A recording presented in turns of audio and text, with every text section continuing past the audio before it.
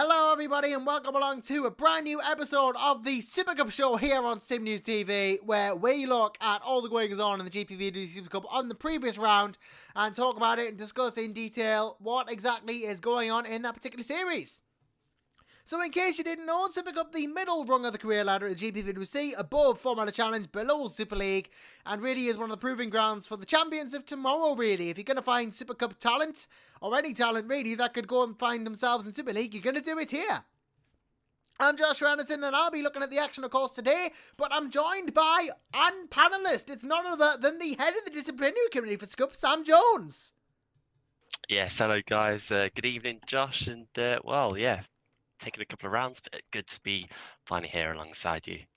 Yep, great to have you with us, Sam, and it is, of course, a pleasure to have you here and actually talk about Supercup. So, let's start with qualifying, and qualifying, of course, sets the grid for the first race, and it was none other than Alex Siebel who got pole position for Malta Force GP, and what appeared to be a bit of a dominant return to the dominant form that the German had shown, really. So lots of dominance going on there, but it wasn't very dominant a lead he had in qualifying, only 0.026 seconds over Jason Muscat. So while he may be back on top of the order, Sam, it's not by very much at all. No, certainly not by much at all. Between the top three, at least, then even further down the field as well, it was super close. But well, that's Super Cup for you. But I think that's also the nature of the track as well. With not many corners, it's really helped to tighten it up. But of course, you could just say, oh, he got lucky and he just managed to get the fastest time. But it's always a sign of a great driver when you're able to just pull out that little bit extra that you need right at the crucial point in time. That was the difference, really, at the end of the day. It was probably not even noticeable, the gap between himself and Muscat, but he got it, and that gave him the most important position on the grid, pole position. Yeah, it really was a tight qualifying session. I mean, you look at the top 13 drivers, 1.012 seconds between them. That is so close, and in such a tight field, you know, really, it's just a case of you've got to go quickly, otherwise, you know, you're not going to get the position you want. A 10th can cost you. In fields like this, it can cost you a place, or 2/10 can cost you 2 places. You know, it's super tight qualifying, so really have to be on the ball in tight sessions like this. And of course, Siebel pole from Jason Muscat, Stefan Bruhl, Jeffrey Forney, Whoopke Hoekstra in the top 5. So, you know, Malta Force, Zederik, Daltech, Epic, Measurik, not really any teams that are a surprise to be there. No, it certainly was. I wouldn't call it a straightforward qualifying session, but it was certainly one that we expected the guys who have been good all season, really, and been up there in terms of their race performances, their qualifying performances as well. They've just managed to do the job once again, and even when it's that kind of close, it's still a similar showing of drivers who just managed to pull out that extra few tenths of a second. Well, they just showed their speed, especially the top 4. There was just something between them and the rest of the field. Yeah, there was quite a bit between them and the rest of the field, indeed. I mean, boy, Milan 6th, Antonio Hranovic 7th. You know, again, not really many surprises to see the TG and Trade cars up this far the order. Inspires Politek, Edgar, Reith, Dare, Tapper rounding out your top 10. So, you know, these sort of teams, they'll be happy to be here, the Evolutions and the TGs and the Epics and all that. You know, this is where they'd expect themselves to be, although Fournier, you know, considering where his teammate was, Fournier should actually be quite happy with 4th, and it would be a quite good race weekend for the Frenchman, as we'll go over in some detail later. But yeah, you know, sometimes a good qualifying position could really set you up well for the race ahead. And well, you know, you see guys like Hranovic and Fournier out qualifying the teammates, and you really sort of agree with that. Yeah, I mean, at the end of the day, it's kind of the true showing of speed and pace, isn't it? And when you can out-qualify your teammate, that's already a confidence boost before you've even got onto the grid. So I'm sure both of them will be happy. I'm sure most of them will be happy actually in the top 10 at least, although I'm sure a lot of them are really just trying hard now, because we've already got to round 5 here at this track, and while some of the drivers are still looking for their first win, and the level of talent is so good in the field and so close as well, that there's certainly a lot of hunger there to go through. So even with a good result, some of the drivers will not be too pleased with exactly where they ended up, but it was a case of a lot of the more experienced teams in the field And a lot of the drivers that have competed in Supercup for at least a season or two seem to just have that little bit of an edge at the moment. Yeah, experience does seem to pay dividends for those teams. And then again, you got the likes of Batala, Paolini, Fernandez, 11th to 13th, and Mike Quinn, Jared Batala, Sandeep Chowdhury. All these drivers, it's such a close field. These guys are further down the order, and they will be disappointed with that, but they're so close to the pole anyway. Like, 1.3 seconds is not much. I mean, the gap starts to spread out after that. Rob Mason 1.8 off, and then Matt Strand, TJ Hosmer, Andres Pessos, Mark Fuller, Garrett DeVries, James Johnson rounding the field. Johnson in 23rd and last is a big surprise. 3 seconds off the pace for someone who has not had a very good season at all. Yeah, it's an absolute age around this track, and well, I don't know what happened with Johnson really, because he put the laps in, so I can only assume that he just didn't get a single one right, because to be that far off the pace is very, very strange indeed. And while he's struggled a bit so far this year, certainly not been up to the level of his Delta Tech teammate. And considering him and Rualt were both vying for pole position for pretty much the entirety of Formula Challenge last year, with often Johnson coming out on top, he's really going to be quite disappointed to where he is at the moment, and whether it's down to pace or just down to struggling with the setup, because I'm sure he's been sharing setups with his teammate. I don't know what's going on. Perhaps he just needs to just practice a bit more, but hopefully he'll just keep on going with it and won't give up, because I'm sure he's got the pace there. And another driver as well, I'm just going to quickly mention, was also Paolini, because Paolini last year, I remember when we were doing commentary last year in Supercup, he was so quick, and he was always one of those guys that you could guarantee was going to get into the top 5 because he just had that pace. But this year, just struggling a little bit more, and well, it's not too different from last year, so I don't quite know where it's all gone. But maybe he's just not quite had the practice, or just lost a bit of the feel of the confidence in the car. I don't know. Yeah, he might have done, but not necessarily great qualifying for Paolini, but still very good 12th. And then Satellite Racing 18th and 19th, near the Cosmo cars, near the ST of Mark Fuller. Didn't seem to be a very good day at the office for them in terms of qualifying. They're a team that are very capable, Satellite. They've done great in the past, but slightly further down the order this year than they would have liked. Strand and Hosmer, obviously an interesting combination. Matt Strand, obviously very experienced. TJ Hosmer, very new to GPVWC. But interesting combination, and struggling a bit this season, and this qualifying, I think, kind of reinforcing that, just 18th and 19th for them. Yeah, I think TJ's kind of got in at the deep end here, hasn't he? He's certainly been chucked right into a really competitive series of Supercup. Well, all 3 are competitive, but Supercup, the times are just so close that I'm sure he's just learning his way at the moment. It's only a few rounds into the season, so we'll give him time on that. But Matt Strand, I'm sure he would have preferred to have been a bit higher up. He's a driver who's definitely capable of being in the top 10. So for Satellite, it's not really where they want to be at the moment if we look at previous seasons, but maybe that's just the case now that they don't have Sven de Vries in the team anymore. It's they don't have the guy that's always picking up top 5s and wins and podiums, everything around it. They just need to kind of build themselves up, maybe around a new driver. Maybe Strand or maybe TJ can be the guy to do it, but we'll have to find out. But at the moment, I think they're certainly a team that's just trying to find their feet again. Yeah, I think just that can be the thing, really, is even for new teams, because we had a lot of new teams into Supercup this year, just trying to find their feet. So it's going to be an interesting season to look at for certain. And, race 1, talking of the interesting, was definitely interesting. And, of course, we spoke about Jeffrey Fournier having a good weekend. That started with the win in the feature race, 41 laps.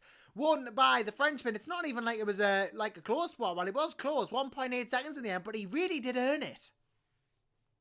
Oh, absolutely. Yeah, a great result for him. And, well, to pick it up in the fashion that he did was well deserving, like you said, because it wasn't like he looked into it or he just happened to win at the end because someone else crashed in front of him or the 2 guys battling for the lead took themselves out. He led the race for practically the whole race. I think there was only one point I can remember where he wasn't leading, and it was for a very short time anyway. So Fournier really deserved this one, and he didn't have it all his own way either. It wasn't like he was just out in front just on a Sunday drive. He had pressure from behind, from Hoekstra, Muscat, Ruout, and Seibel as well. All good, great drivers, and all drivers that have certainly got wins to their names, whether it's in this series or Formula Challenge as well. So Fournier can certainly be pleased with how he performed over the past round, and while it's a huge confidence boost for him, it's a huge boost for Epic Racing as well, and they certainly would have been celebrating come the end of it. Yeah, I'm sure they will have been. And of course, Epic and Jeffrey's first win in Supercup, which is always a massive milestone. I'm sure it'll give him confidence going forward as well. And Whoopke Hoekstra second from Ezerick. So, again, great dive from the Dutchman there. Jason Muscat third in the Zederick car. Then Stefan Ruolt fourth in the Deltec. Then Alex Seibel fifth place. And for someone who won his first 3 races in Supercup, a bit of a slump in form with some DNFs and 7th places and the likes coming up into this race. And he won't have been very happy with 5th, given that he won the first 3 you imagine.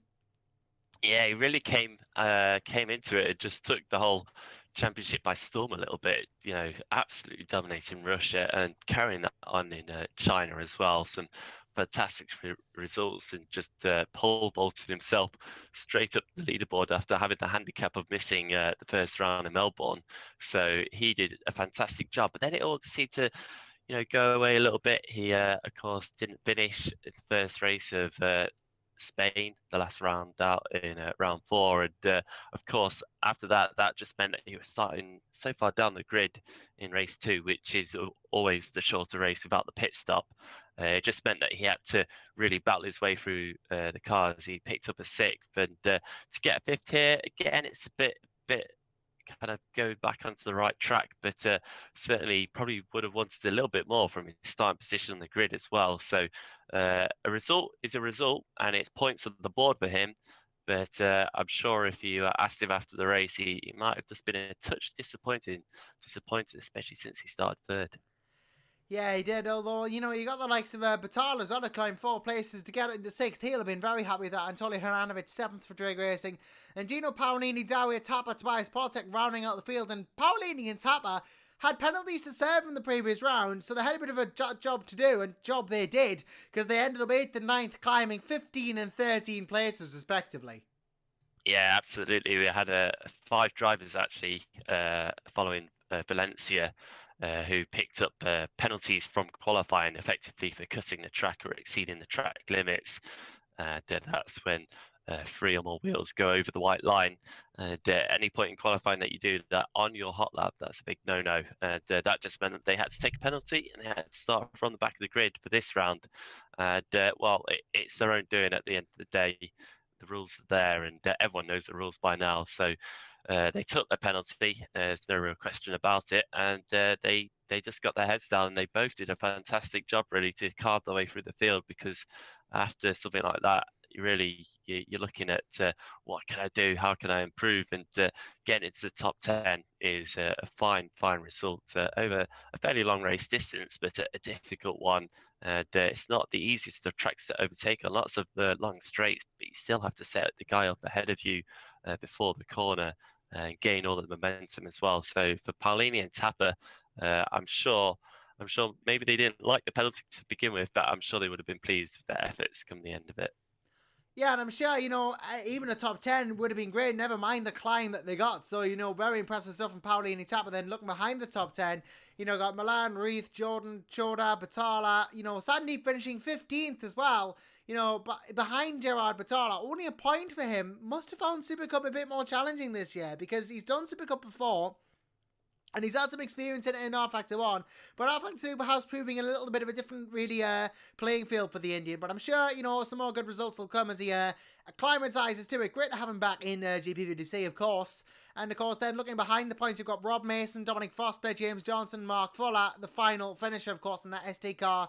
Then the non-finishers, both satellite cars, both Cosmo cars. And then the multi-force of Carlos Fernandez, as well as Mike Quint. And, you've got to think, really, Sam, for ST Racing, they're a team who've been a bit of a slump, really. They've been in 17th and 19th. Considering the results they've got, you kind of feel they're going to need something special this season. Otherwise, they might face relegation to Formula Challenge. And this isn't all that long after they were relegated from Super League. No, it's certainly not. For quite a long time now that I can remember that ST Racing have just struggled in Super Cup. Definitely last season, 2015 as well. They really just have kind of propped up the foot of the table or been there or thereabouts, and they just every race you come to, you just know that the ST guys are going to be a bit further back. They do pick up points over the season. You know, Dominic Foster wasn't too far away in race one, but certainly it's just a case that they don't seem to be able to get the drivers in, or maybe they just can't get any kind of setup right. There's no continuity in the team. Whatever's going on, it just hasn't happened for them now for a couple of seasons. So they really need to have just a good run, building it the next season as well, trying to attract some maybe drivers that can really, you know, be constant point scorers, just get back up there. Because when you've got so many hungry teams from Formula Challenge, like you said earlier, you know, quite a few came up from last season, and they've been replaced, and there's so many more teams now Formula Challenge that either as hungry or even hungrier to jump up the career ladder as well. But you know, they're going to be looking at a team like ST, and they're going to be saying, "Why are they there? Why can't I take that spot? I'm sure I could do a better job than that." You know, a lot of people are going to think that. Whether they do or not is a different thing. But for ST, you know, it's in their hands now. They've either got to push on and go for it, or they could just say, "Okay, we're just going to sit here and you know, battle for 12th and 13th."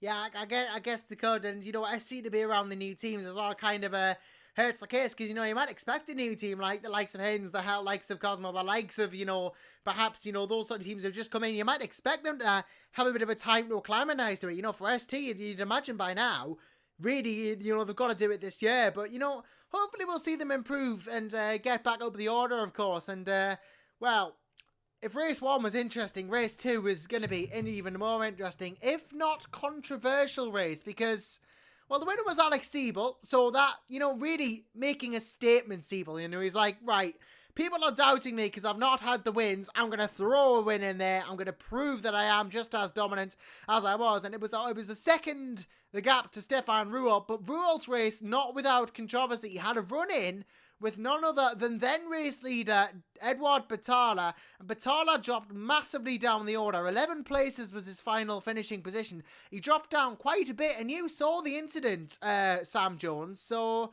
you know, from Bruel, it wasn't really like Stefan that race. Race 2, he just seemed a bit off. Yeah, it's a bit. I don't know why it was. If it was you know, it was, you could have called it a rookie mistake. It was that kind of instant. If you haven't seen it, it basically going into turn 1, I believe it was on about lap 13, lap 12, 13. I think it might be lap 12, halfway through the race indeed. Ruad just got up right behind Batala, and just seemed to completely miss braking into turn 1. It went straight into the back of him. Both the guys pirouetted round, and well, for Batala, got to feel sorry for him, Paul Edward, because his race kind of went from bad to worse there on after. Got into a couple more incidents as well, and never really recovered from it. And well, when you get a chance for reverse grid like he did, you know, that's really when you want to try and pick up as many points as possible. And unfortunately for Batala, it wasn't really his doing that caused the incident. So I'm sure he won't be happy with it. And well, let's just hope he can bounce back in the next round.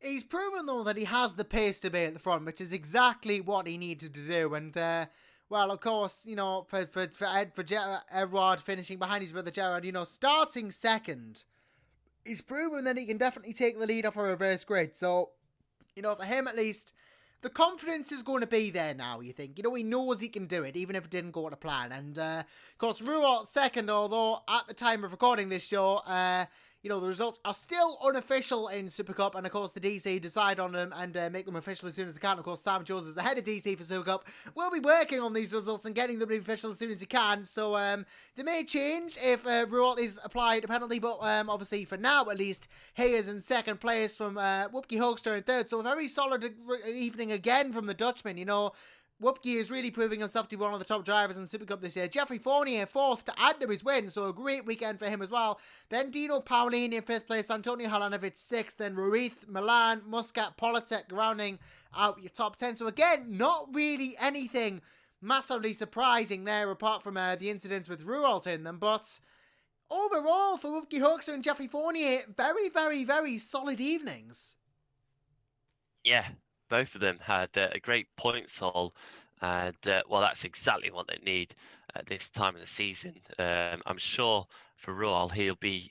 I think he's just desperate for a win now because he's been on the podium 4 times. He's been in the points in nearly every single race bar one. He's really showing that he's kind of carried on that momentum that he had in a former challenge last year, and he'll be looking to pick up some more points. And it's so close between the guys at the top of the championship as well that points are really critical. And for the likes of those two, both Raul Fournier and of course Seibel as well, they've all picked up a strong amount of points here in this previous round, and that's exactly what's going to make the difference at the end of the season. So maybe they weren't quite pleased when they came across the line with their finishing position, but when they look back at it, they'll look at it and they'll go, yeah, that was a decent round for me, and I was pleased that I managed to get to the end of the race with that kind of result.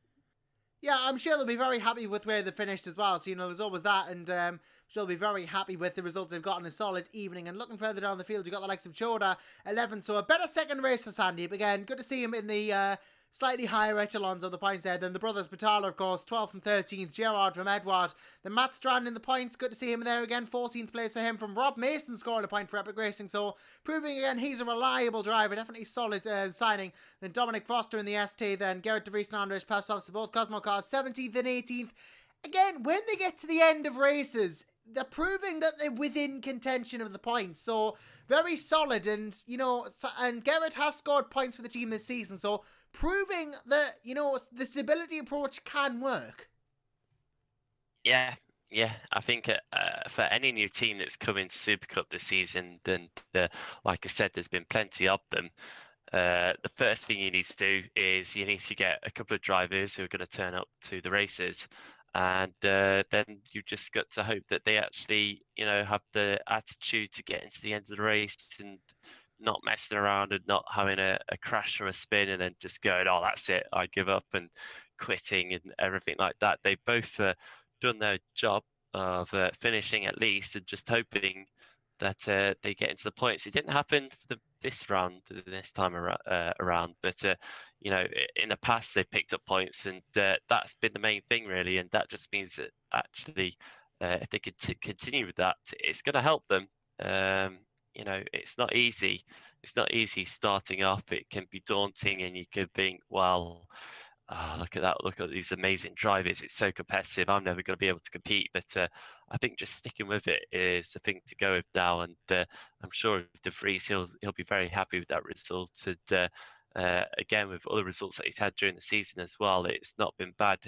Even after he's come in after the first couple of rounds, so he didn't even have the start that everyone else had. So he's playing a little bit of catch up as well. So to pick up the points that he has done so far, this is actually the first round, isn't it, that he hasn't actually picked up any points. So he's still been there or thereabouts, but just outside the points. But I'm sure he'll be happy at least that he had nearly a chance of getting some. Yeah, always being about the points is, I guess, as good to the points as you can get, because it is a shame they're not finishing the points, but knowing that you can do is, the next best thing. And I'm sure he'll be very happy with that. And of course, Mark Fuller running out the finishes once again in 19th place. Non-finishes this time. There were some surprises. Carlos Fernandez, one of them, as well as Mike Quint. So not a very good evening for Quint, obviously, by the looks of it. But then James Johnson didn't finish. Dennis Jordan didn't finish. Neither did Dawe Tapa. So quite a few interesting non-finishes there as well. So, Johnson's kind of not very good weekend continued, and Fernandez was a surprise, as was Jordan, as was Dawe Tapa for Zederick. Dawe usually quite consistent and reliable. Yeah, Tapa and Jordan, two big non-finishes there, especially Jordan. I feel he just just didn't get any points in the second race, and when he's so high up in the championship as well, that's going to be costly for him. But you're right about Tapper. I remember, I think it was either last season or the season before, he went on a streak of scoring in every single round for such a long time. And to see another non-finish for him after not finishing both the races in Valencia, he's going to be really, really gutted about that one. And without that, I think he'd be much higher up in the championship. Yeah, I mean, it's not really going to help either of them not finishing. But, everyone has everyone has days where things don't quite go to plan. And maybe things didn't quite go to plan for Darwin and Dennis this race. And, speaking of the standings, looking at the standings after this race, it's an interesting one to look at this Supercup season. It could turn out to be a very interesting season overall, because at the time of recording this, Jason Muscat is leading the championship, and it's great to see Jason leading the Supercup championship because, very capable driver, and great to see him up there, and of course, leading the championship for Zederick Racing in Zederick's first season in Supercup. So, they've really, really made a big impact and a good impact to have Muscat on board and in such a good run of form. Though Alex Siebel chasing him down, 15 points in it between those two. Then it is Dennis Jordan in third, from Paolini fourth, Rualt fifth, Fournier sixth, Whoopke Hooks 7th, Tobias Politek 8th, Antonio Hernandez 9th, and Boyan Milan rounding out the top 10. It's close. It is a close season. Muscat to Siebel 15 points, but then it's 10 points, 5 points, 1 point, 1 point, 10, 4, 3, the gaps, So the first major gap is 28 points, and that's Milan to Helanovic. Yeah, it looks like the top 9 aren't separated by too much. It's only about 2 race wins, isn't it, between first and ninth? So you can't really rule any of them out of the championship at the moment. And a lot of them as well have already picked up a race win. Of course, no more than Seibel, who's got 4 race wins to his name already, and he's certainly played a catch up from missing the first round. But I would like to say, Josh, that I'm definitely pleased to see Muscat up there at the top at the moment. I'd like to call him the old man of Super Cup now, because I think this is his 4th straight season here in Super Cup, and while he's always been in the top 5 or just about there, so to see him in first at the moment is really pleasing me, and I just hope he can try carry it on. But there's some great guys behind him as well.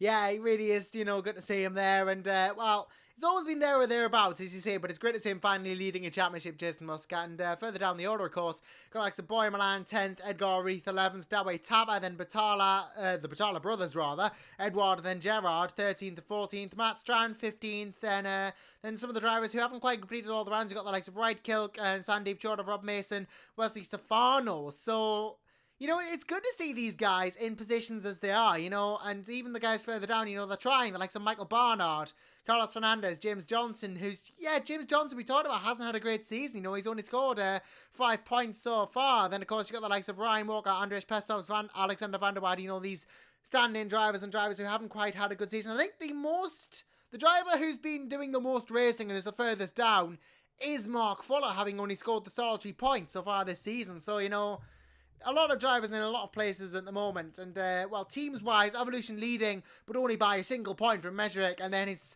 27 to Zederick in third. Then Mottlerforce fourth, 52 behind Zederick. So that's when the big gaps start really to come out. So really a 3-horse race, you think, at this point for the title?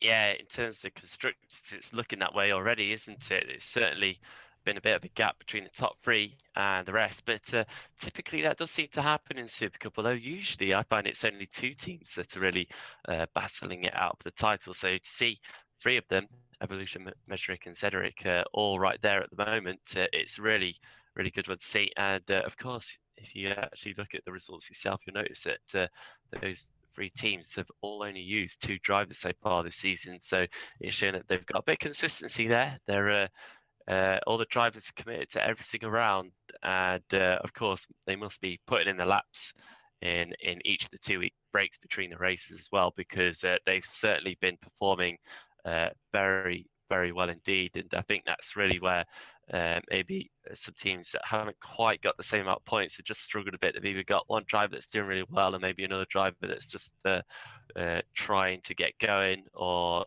they're just not picking up points either way, and whether that's because they haven't really been consistent with their drivers, or they're just not being able to get the practice in. I don't know, but certainly it looks like it's going to be a fiery one for the rest of the season. Yeah, it could be an interesting one between those three at the top. And even further down, you got like the Multiforce DP with the increasingly, impressive Siebel in fourth, and then Daltech in fifth, TG6, Epic seventh. These teams are going to have an interesting fight in the midfield as well. Very close between them. Bit more of a gap then to eighth place with Drake Racing, and then ninth Racing Team Short, and then 10th Satellite, and then another big jump to Hins Motorsport 11. So you're starting to see these blocks of battles. We got the first to third battle, you got the fourth to seventh battle, you've got the 8th to 10th battle, and then the 11th to 13th battle for the back, really, between Hins, ST, and Cosmo at the moment. So, it's going to be interesting to see how all these little battles pan out. Yeah, and I think that's kind of the pattern that we're going to see for the rest of the season now. Unless, some teams change drivers dramatically and bring in someone amazing, or maybe in the likes of Multiforce, Fernandez starts to find his form, and the same could be said for Johnson in Deltec as well. I think those guys are going to be in the same kind of area, just battling it out of each other. And really, it's groups of 3 or 4 where really we're seeing a kind of battling, and that's what makes it exciting. Even like you said, looking at the Hins, ST, and Cosmo at the back, they're only getting a few points each time, but it's so crucial for those teams. And that's the thing I love, is just seeing that as well, seeing the little battles all the way through the field. And we're certainly not sure about where anyone's going to finish right at this moment.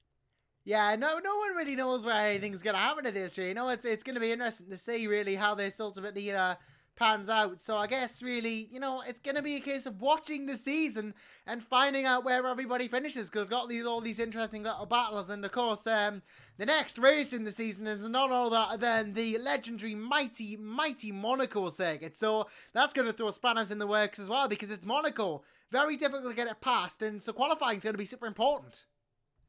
It absolutely will be. This could be one of the most important qualifying sessions of the year coming up, and if I remember correctly, it was quite a big event last year as well, of course, because I think Paolini was either on pole or he managed to snatch first very early on, and he had a great little tussle between himself and Lars Brugman as well that lasted a lot of the race. And I think Paolini just made a slight mistake around pit stop phase, and it just switched the two drivers around, and that was what gave Brugman the win. And really, if it had been for that, I think Paolini would have taken his first win in the season there in Monaco, but it wasn't to be.